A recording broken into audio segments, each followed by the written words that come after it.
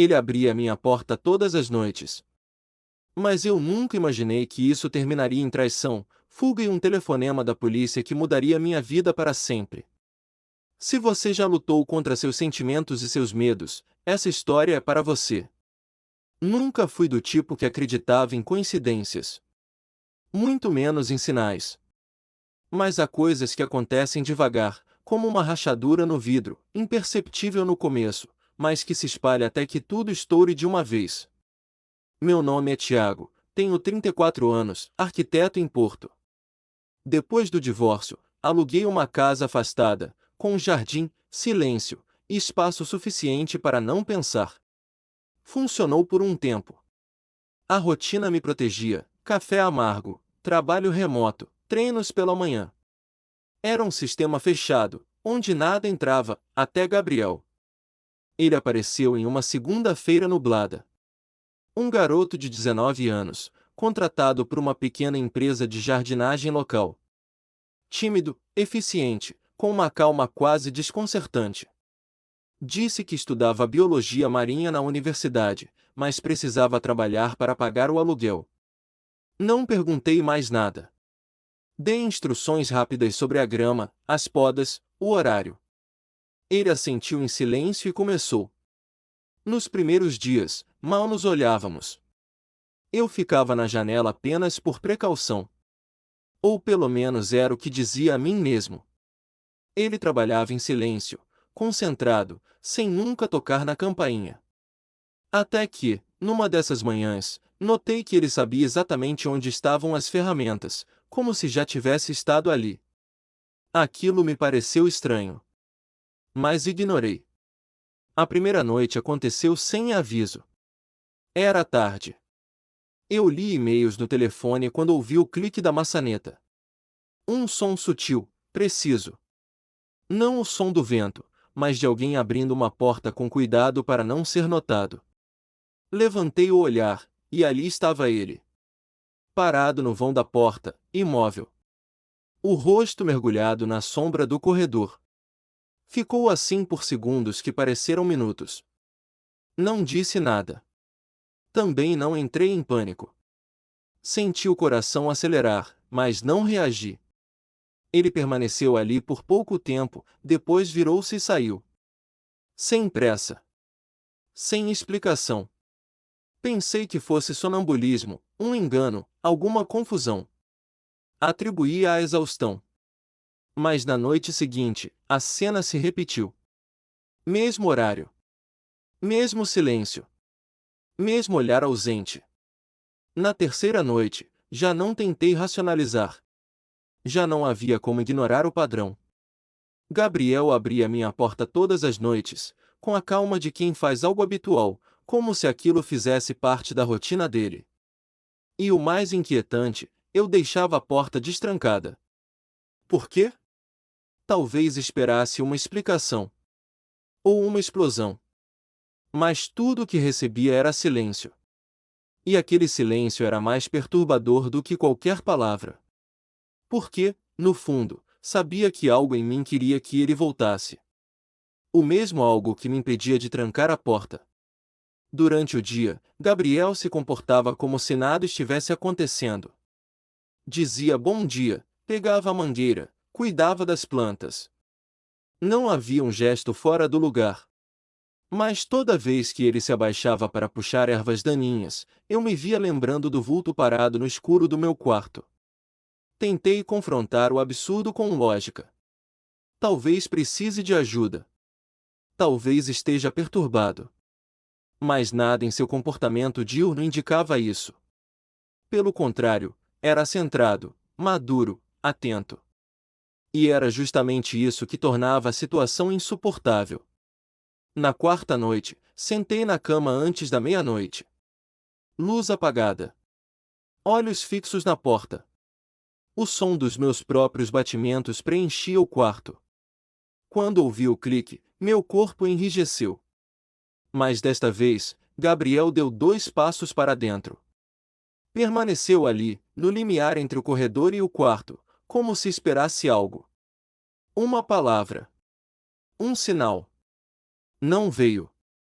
Ele saiu, como sempre. Mas naquela noite, eu não dormi. As perguntas se acumularam. O que ele queria? Por que não dizia nada? Estava testando meus limites? Ou os próprios? Comecei a evitar pensar em ética, regras, idade. A moral virou uma névoa densa. O que me restava era a inquietação crescente de alguém que sente o próprio controle escorrer pelos dedos. E pior, a sensação de que aquilo estava longe de terminar. Tentei fingir que nada estava acontecendo. Durante o dia, mantinha a rotina intacta, respondendo e-mails, revisando plantas de clientes, saindo para correr como sempre. Quando Gabriel aparecia, eu o cumprimentava com um aceno contido, como se entre nós houvesse apenas uma relação profissional, limpa, protocolar. Mas por dentro, a normalidade estava ruindo. Toda vez que ele pisava no quintal, meu corpo reagia antes da mente. O som dos seus passos, o ritmo da mangueira deslizando no gramado, até o momento em que desaparecia atrás das árvores por alguns minutos, tudo ganhava um peso novo. E à noite, como em um ritual não declarado, ele surgia. Abria a porta com a mesma precisão calma e parava ali, como uma presença que não exigia explicações. E eu deixava. Quis me convencer de que havia uma lógica inocente. Talvez ele tivesse insônia. Talvez fosse um costume da infância. Ou só uma necessidade de contato. Mas nenhuma dessas hipóteses explicava por que ele não falava, não se aproximava, não pedia nada. E pior, por que eu permitia. O desconforto virou obsessão. Comecei a perceber que, mesmo tentando evitá-lo, meus olhos o seguiam pela casa. Quando estava ausente, sentia a falta do som da água batendo nas folhas, da presença silenciosa no final do corredor. Era como se a ausência dele arranhasse um canto da minha consciência. Mas, ao mesmo tempo, a vergonha me corroía. Que tipo de homem deixa um garoto abrir sua porta noite após noite e não diz nada? Na quinta noite, sentei na beira da cama com a decisão pronta. Precisava de respostas. Quando ouvi o som conhecido da maçaneta, levantei sem hesitar. O quarto ainda estava escuro. Gabriel já estava ali, parado, como sempre. Só que desta vez, não esperei que ele se fosse. Perguntei o que aquilo significava. Por que continuava vindo? A resposta não veio de imediato. Ele hesitou, desviou o olhar por um segundo, depois soltou em voz baixa que não conseguia parar de pensar em mim. O ar pareceu se tornar mais denso. As palavras simples carregavam um peso que eu não sabia como segurar. O impulso inicial foi recuar, recuperar o controle, levantar barreiras. Mas não consegui. O impacto da confissão me atravessou de forma crua, inesperadamente sincera, sem defesa. Ele continuou, dizendo que não queria invadir nada, mas não sabia mais como lidar com o que sentia. Que não estava ali para provocar, muito menos para brincar. Apenas, não conseguia ficar longe. Por um instante, quis acreditar que era apenas carência, impulso juvenil, projeção. Mas havia algo no tom, na hesitação sem drama, que me fez perceber, não era jogo. Era confusão. Era desejo sem linguagem. Era o medo de ultrapassar um limite que já não parecia tão claro. Voltei para a cama sem responder. Gabriel entendeu o gesto e saiu.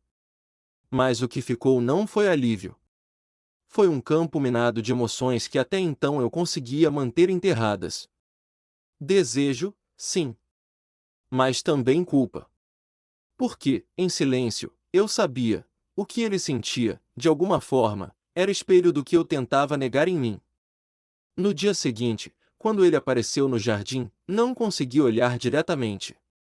Mas também não consegui fingir que nada havia mudado.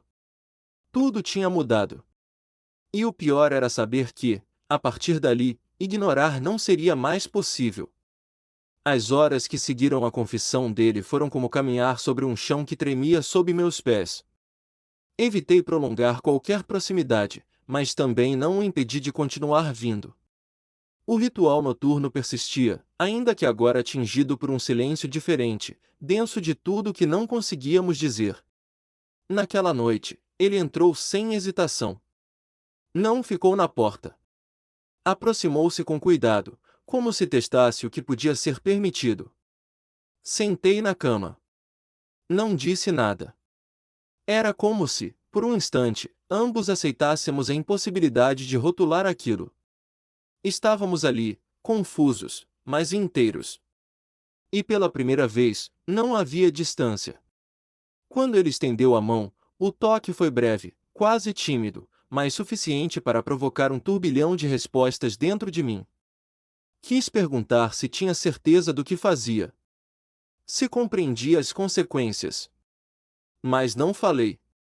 E ele não recuou.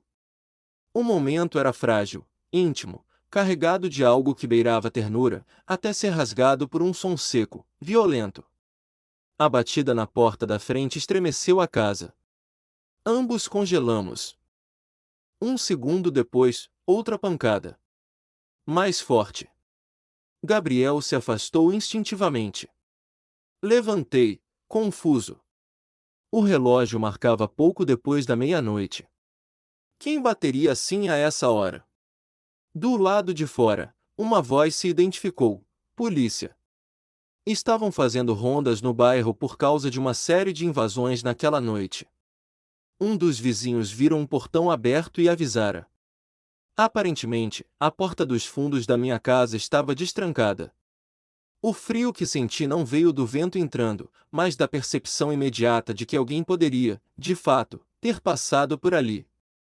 E que, até então, eu não tinha percebido. Gabriel se adiantou sem que eu pedisse. Insistiu em verificar os cômodos. Disse que era melhor termos certeza. Fomos juntos. Passamos por todos os corredores, olhamos as janelas, checamos trancas. Nenhum sinal visível de entrada forçada. Mas o medo não dependia de evidências, ele crescia no vazio. O corredor parecia mais estreito. As sombras, mais longas. O som dos nossos próprios passos ecoava como se a casa tivesse engolido o resto do mundo. Quando chegamos à cozinha, a porta dos fundos estava entreaberta. Nenhum vento poderia ter feito aquilo. Ela era pesada demais. Por reflexo, fechei e tranquei. E naquele gesto mecânico, senti algo que não sabia nomear: exposição.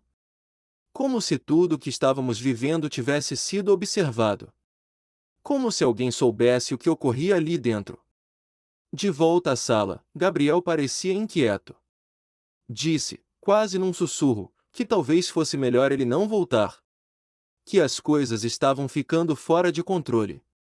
Que talvez estivesse cruzando uma linha da qual não poderia retornar. Pela primeira vez, percebi medo nos olhos dele, não um medo de ser rejeitado, mas de estar em um lugar que já não sabia se era seguro para nenhum dos dois. E o mais estranho, eu não queria que ele fosse embora. Ficamos em silêncio. O som distante de uma sirene atravessou a madrugada, como um lembrete de que lá fora o mundo continuava. Mas ali dentro, tudo tinha parado. Naquela noite, Gabriel dormiu no sofá. Eu, no quarto, com a porta trancada. Pela primeira vez em semanas. Mas mesmo separados, acordamos com a mesma sensação: algo tinha mudado para sempre. O dia seguinte nasceu abafado, mas nada no céu carregado se comparava ao peso que crescia dentro de mim. A visita da polícia, a porta aberta, a tensão contida, tudo isso ainda pairava sobre a casa como uma camada invisível de desordem. Gabriel parecia calado, mais do que de costume. Evitou meu olhar enquanto regava as plantas. E eu não insisti.